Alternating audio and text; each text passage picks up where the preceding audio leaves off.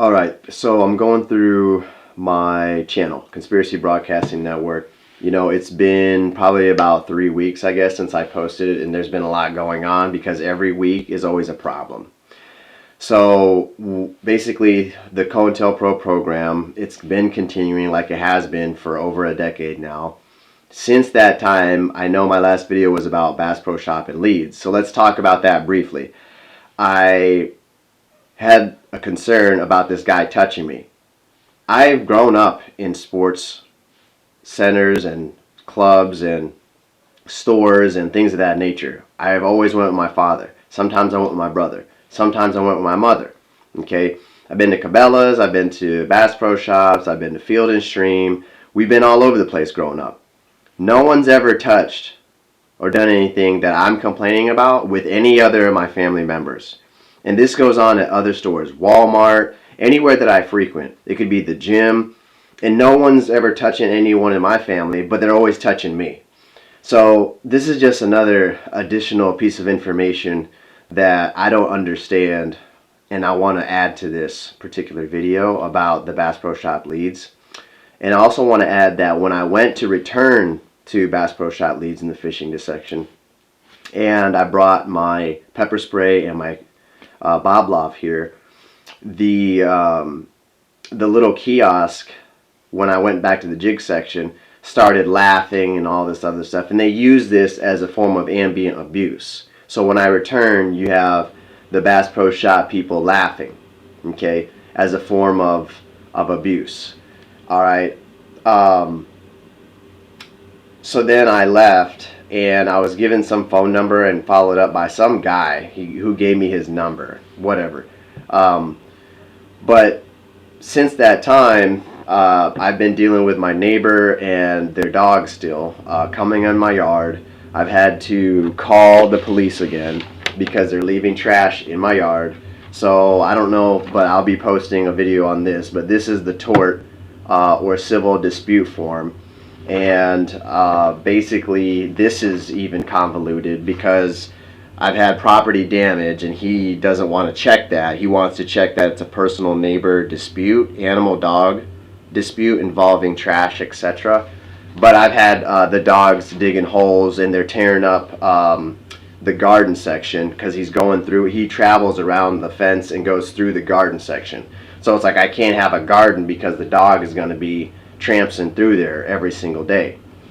Okay. This is like at least the third time that I've had to call the police about this. I've dealt with cleaning up the trash and everything by myself like 3 or 4, 5 times, and then I called the police. They sent them a quote-unquote courtesy call, and then they continue to do it. We had this written up, which is the dispute. Another cop went over there by the name of Robertson, and then I had to call again because the dog is incessantly barking in the middle of the night, waking me up literally past midnight. This dog is. He was up there in my yard day before yesterday or 3 days ago, and they had their chicken come up here and start cooping up on my front porch, running around the sides here and everything like that. So they got these animals running all over my property, and then they're throwing trash on my property. So when I go to mow and get the leaves, every time I go to mow every week or every other, I've got to pick up their trash. Okay, so now the other things that are involved with this particular COINTEL program is I have everything that I've ordered had to be returned. So I've had tungsten weights that I have to return because they sent me the wrong sizes. Hobie at Buck Islands, there's a dealer of Hobie, Buck Islands in northern Alabama, sends me a faulty deck loop for my kayak seat, my Hobie Compass 2022, so that when I screw it in, it doesn't thread right because there's a glitch where it's been improperly threaded, manufacturally threaded. So now I have to send that back. Okay. I'm still waiting on the rods from Mark's Outdoors with the guy named Heavy G. He still hasn't corrected those 2 rods.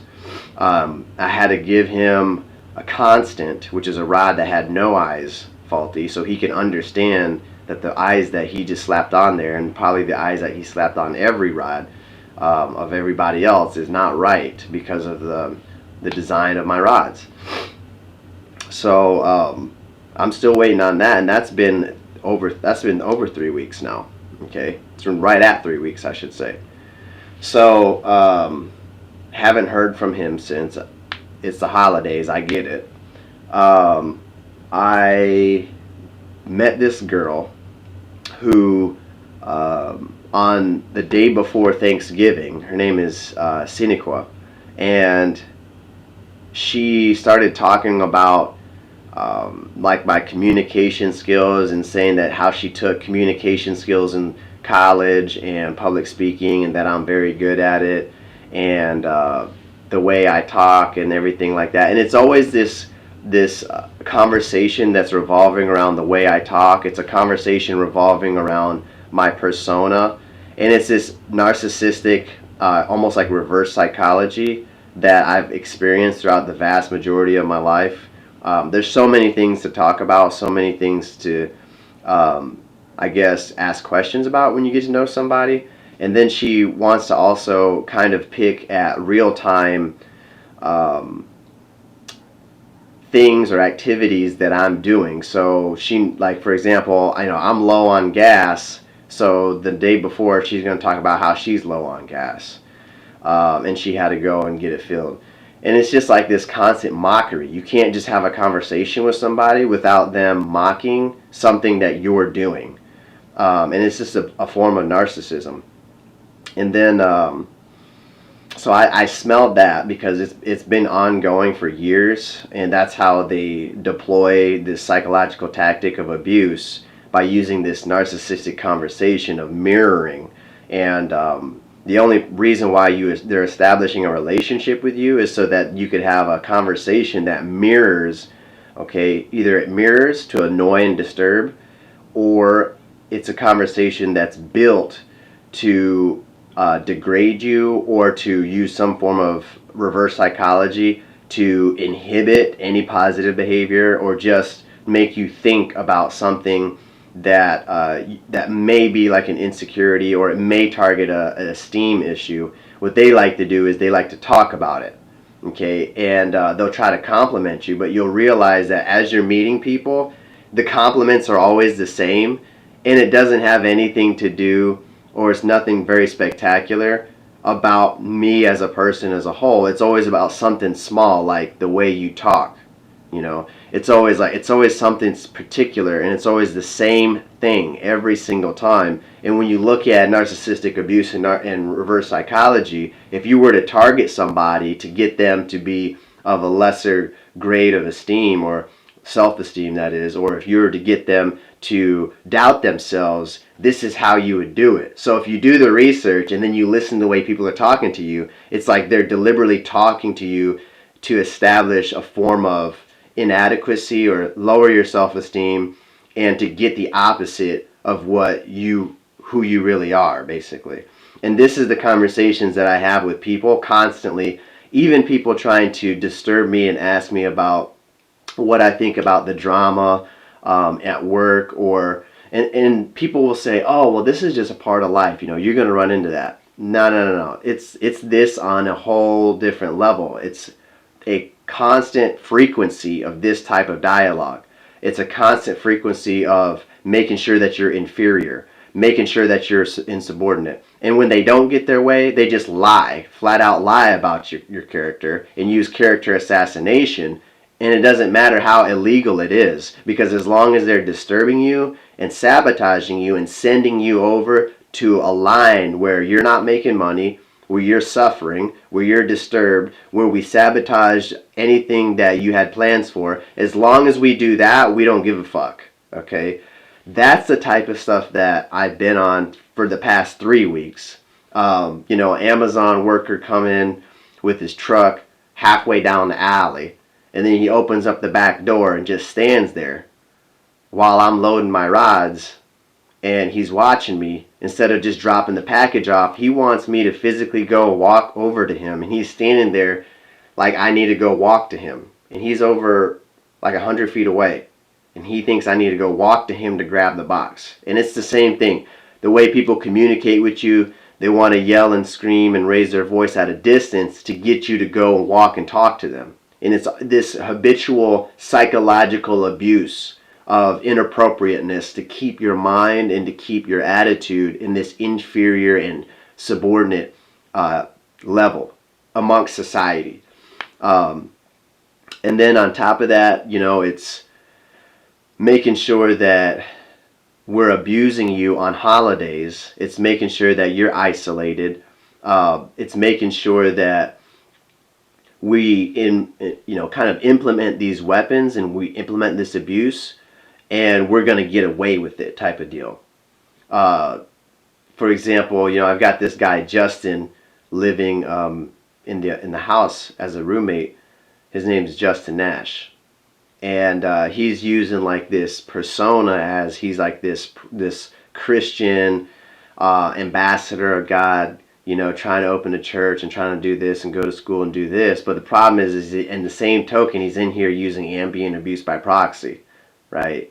And the abuse is to such a degree with COINTELPRO that it's a point where they're using timing and frequency. So if I come home, there's something staged or there's something there to disturb, right? If I go drive, like yesterday, I went to go drive to the river. People were already there with their vehicles waiting for me to come out, and then backing out and using these black SUVs habitually to follow me around and keep me in this little tiny, I guess, circle of these black SUVs. So they use road rage like this. For example, when I went to go get medications and I go back on my medications for ADHD, now all of a sudden people want to use road rage. So when I get off on exits, they all come up and block the exit. So if I'm not in the exit, what they do is they just sit there and they hover on the right side to see if I'm going to miss the exit. And they use polar extremes. So they're extremely nice, but then they'll wait for the opportunity or an event to occur, and then they're extremely rude. So what it's doing is it's yo-yoing your emotions habitually. Okay? Always using ambient noises like slamming doors. Always slamming doors. That's the newest thing, and that's been going on for like a year. Slamming doors every time they come home. It's no longer like the sounds of the keychain, okay, the beep anymore. It's just slamming the door as hard as they can. That's what everybody's doing now. But the past, years ago, it was just wait for me to walk by and then hit the keychain and make it beep. That's what they were doing from 2014 all the way through, I would argue, to 2018 probably, or 2019. I would argue that they would wait for me to walk in the parking lot and then hit the beeper while I go past their vehicle. Even going to the gym, I still deal with the blue cars wherever I frequent. They'll wait for me to come out and then intercept me and block me while I'm trying to get to my car. So they'll start backing out of their parking spot, okay, with the blue vehicle, right? And they know I'm coming to Walmart or wherever it is that they want to, put this ambush up basically. But they know exactly what part of the parking lot that I park. So they congregate all of these blue vehicles or whatever color vehicle they want. The fact of the matter is they bright you and they attack your senses essentially as you're going about your errands. Okay, so I'll put the video up. And then all of a sudden on October 31st, my parents want to push $600 to me. 6 is the number of women that I've been with. When I was working with TMC, they wanted to put me in a truck that was 13066. 13 was the year that I was told I was going to be conspired against. 6s were the number of women I've been with and the year that I was born. When I'm dating this girl, I'll put this in the videos. When I'm dating this girl, Senequa Johnson, on her profile, they have only my numbers, which are my lucky number 9 and then 6 on her profile. So they'll start manipulating your uh, your, what do you call them, like social media to abuse you with the numbers. So I go to social media and they know that I like certain things on here. So what they'll do is they'll use my birth date, 89, or they'll use the number of women that I've been with, 6, and they'll click on this and use it as a like. So I'll get 6 likes on my videos, or I'll get 6 likes on a picture. When I'm scrolling through Hobie or something like that, they'll wait until it's 8. They'll keep it at 88, wait for me to see it, so that I click it and it turns 89. They'll wait for me, knowing that I check certain pages. They'll have 5 people hit like, so that when I hit like, it turns to 6. And they do this constantly through multiple pages. Anything that I frequent, this is what they have set up. It's like an ambush in order to facilitate abuse. Okay. What else? It's stuff that's so obvious, and then when you talk to somebody about it, they want to say, I need to go see somebody. It's not real. This, that, and the other thing. What else? The fact that Hobie made me pay $15 for one of these. Okay. But there's a YouTube video that says you could go to the local shop and get like 4 or 5 of them for like $10. But then Hobie has me paying $30, $15 a piece. But when I did my research on YouTube, he's saying you can pick these up at a local shop, like 4 or 5 of them for like $10, $10, $12. Regarding the stolen kayak, that is going to go to trial somewhere in the time frame of late December, from my understanding. So, I try to get back a hold with the investigator, and he wants to dodge me. Every time I'm trying to call him, they know where I'm at in the house. They know when I use the restroom. They know my sleep cycle. They know everything. And so they're using that in order to make the occurrence of the phone calls to happen when I'm not around. So the phone, if I leave the phone, they know where I'm leaving the phone. So if I leave the phone over here and I go to make a pot of coffee, when I'm gone, that's when they call me. If I'm waiting for a text or something, when I'm gone, that's when they text me.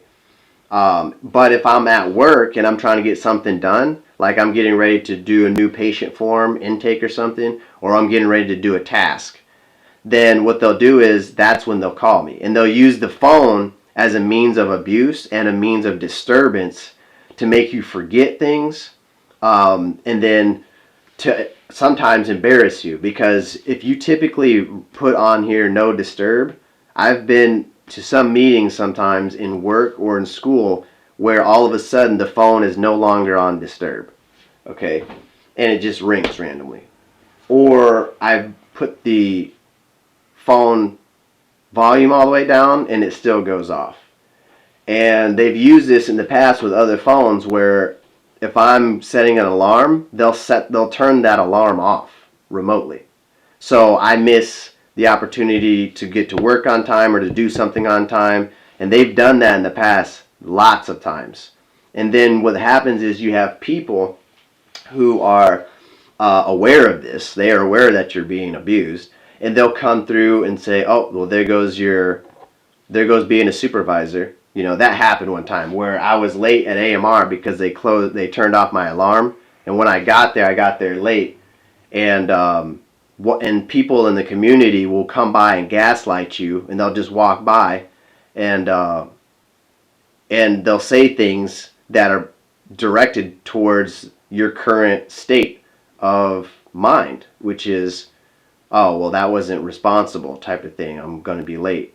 And then they'll come by and say, oh, well, there goes being a supervisor. Even with being in this situationship with Seneca Johnson, and I was talking to her. It was either at the gym, I forgot where it was, but they'll come through and gaslight you and say, oh, he's still going to be 145 and she's gonna sit on him. you know, and they'll go by me and just habitually disturb. The other thing is they'll sit there and tell you what's going to happen. So for Christmas, I had this woman walk by and say, "Oh, he's gonna have a lot on his Christmas list," and they constantly gaslight you, constantly gaslight you. Um, he's gonna take a year off, or I'm gonna take a year off. It's just nonstop. Um, Things that could go wrong, nonstop attacks. It's just nonstop from society. It's abuse from my parents. It's abuse from police. The police say that I should have called, for example, the Birmingham Animal Control. They'll take care of this. Then when I call them, they say, well, we don't take care of that. It's abuse by people who are above you. So it's above the police. So this is why I have to still navigate this law process by myself, because even the attorneys, even the law services, the bar associations are against you, sending me to places or attorneys that I didn't ask for, that are not associated with my case. And then they force me to pay $30 or however much it is, $20 or $30, and it takes me nowhere. Okay, and all it does is just demoralize you. And they don't want you to have justice. They don't want you to have constitutional rights, so they pull them away from you. And it's all the way up to the justice system. Um, and then when I'm working at TMC, that's a whole different ballgame. When I'm working at TMC, it's just nonstop abuse, nonstop gaslighting, nonstop misdirection, nonstop sabotage. And that's why I'm going to court, because it's that way at every job. Even when I'm a paramedic, people are telling me I'm using character assassination, saying that I'm this person, and I've done nothing. Just like when I was in physician assistant school, I'm sitting there reading, and I'm having to report to my associate director about something that I'm not doing, and I'm just sitting here reading. Okay, so I don't understand what to do other than to go to the justice system and explain that I'm under this program. Work is not even really an option, because it's just abuse at every place that I go. It's just nonstop wear and tear, and no one believes anything that I say because it's a conspiracy. So this is why I have to bring up the evidence and just take a lot of videos and photos. And the other thing is that I noticed that from the point in which this is started overtly in 2013 to 2014, I lived with my grandparents, and I moved from different roommates, and I found that as I'm starting to navigate my life, what they're doing is they're taking the past and continuing to make it the present. So when I was living with Cody Price, at the end of that term, when I lived with him in 2020, I believe, I think that was it, or 2021, he got married and had a kid with this Filipino or Asian woman. And then that spurs this, in my perception, almost like my grandparents, where it's reminding me exactly as my grandparents. And then what happens is I go in 2021, and they're replaying things in my mind about the past. So when I had to defend myself against this Marine that was like 10 years my senior in a parking lot, I was with a physician assistant who was acting like he was going to punch me. And so they start playing around because they're keeping tabs on everything. Everything that I do in my past or present, they have it archived, they have it in the library, and then they use it as a means of abuse. So they're constantly playing with your reality and toying with your reality and bringing up things in the past, but also gaslighting you about things in the future. And right now, I have this guy named Justin. He's a roommate, and he's got this room that is so disheveled and so, I guess the level of entropy in there is just crazy. And then he comes out as like this, this dapper guy that only cares about his clothes, but he doesn't care about the way he's sleeping and everything like that. But the fact of the matter is that I grew up with a kid named Justin, right? They had clothes and stuff like that on the ground, lived in a trailer, didn't really have the best organization.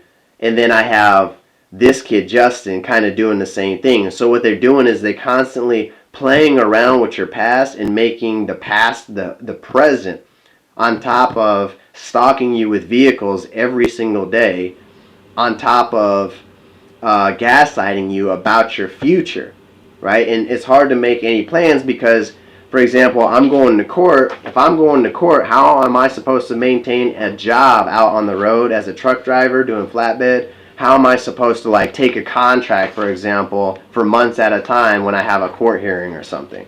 You know what I'm saying? It just doesn't make sense. It's just a huge hurdle that I have to accomplish, and I have no help. And when you go to do research on this, on how to approach this stuff, all of the guides are edited by multiple attorneys, at least 2 or more attorneys. Every time I look up a sample of a claim, anytime I look up a sample of a law, everything is edited by multiple attorneys. So I don't understand how you can make one person who is a lay person, basically very unfamiliar with law, and then have them appear in federal court and pretend like they know what they're doing.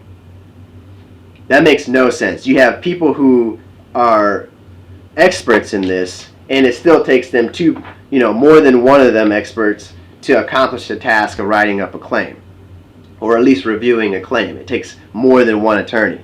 So for me to go up there I don't understand. We're still going to do it, but I don't understand if it's ongoing. I don't have the money to keep bringing people into the situation of the courtroom. I don't have the money to keep saying this guy is going to be a defendant, this guy is going to be a defendant, and every single time I've got to push them papers, I got to pay the fees. It just doesn't make sense whatsoever.